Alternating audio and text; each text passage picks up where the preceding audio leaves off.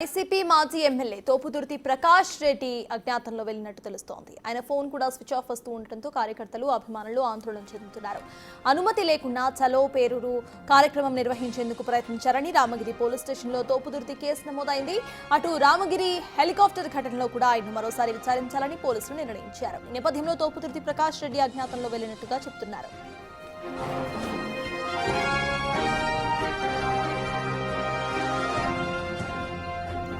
YCP మాజీ MLA Thopudurthi Prakash Reddy అజ్ఞాతంలో ఉన్నట్టుగా తెలుస్తోంది. ఈయనకు సంబంధించిన పూర్తి అప్డేట్స్ ను మా ప్రతినిధి యోగానంద్ అందించడానికి సిద్ధంగా ఉన్నారు. యోగానంద్, చెప్పండి, ప్రెసెంట్ తోపుదుర్తి ప్రకాష్ రెడ్డికి సంబంధించిన సర్చ్ ఆపరేషన్స్ ఏమైనా స్టార్ట్ అయ్యాయా? అసలు పోలీసులు ఏమంటున్నారు? అప్డేట్స్ ఏంటి?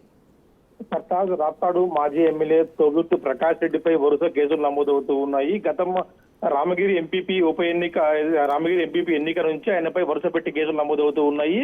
రామగిరి ఎంపీపీ ఎన్నిక సందర్భంగా పెనుగొండలో రచ్చ, అదేవిధంగా పాపిరెడ్డిపల్లి హెలికాప్టర్ ఘటనలో ఆయనపై కేసు నమోదవడం, ఆ తర్వాత చలో పేరూరు కార్యక్రమం అయితే రామగిరి దళిత మహిళల బాలికను పరామర్శించేందుకు చలో పేరూరు గ్రామానికి అనుమతి లేకుండా వెళ్లేందుకు వైసీపీ ప్రయత్నించగా రాప్తాడు మాజీ ఎమ్మెల్యే ఇన్ఛార్జి కావడంతో ఆయనపై పోలీసులు కేసు నమోదు చేశారు. అదేవిధంగా హెలికాప్టర్ ఘటనలో కూడా మరోసారి ఆయన్ని విచారించేందుకు కూడా పోలీసులు రంగం సిద్ధం తెలుస్తోంది.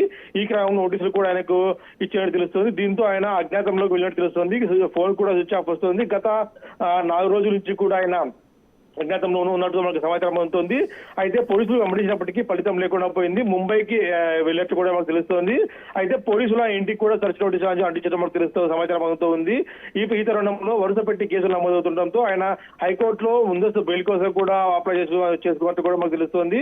అయితే ఆ బెయిల్ వస్తే ఆయన అజ్ఞాతం వీడి బయటకు వచ్చే అవకాశం కనిపిస్తుంది. గతంలో కూడా ఏదైతే పెనుగొండ ఘటన కేసులో కూడా ఆయనపై కేసు నమోదవడంతో పోలీసులు పెద్ద ఎత్తున గాలించారు. అయితే ఆయన 20 రోజుల తర్వాత అజ్ఞాతంలో వీడి హైకోర్టు బెయిల్ ఇచ్చిన తర్వాత అజ్ఞాతం వీడారు. ఇప్పుడు కూడా అదే పరిస్థితి కూడా ఫాలో అవుతుందో తెలుస్తుంది.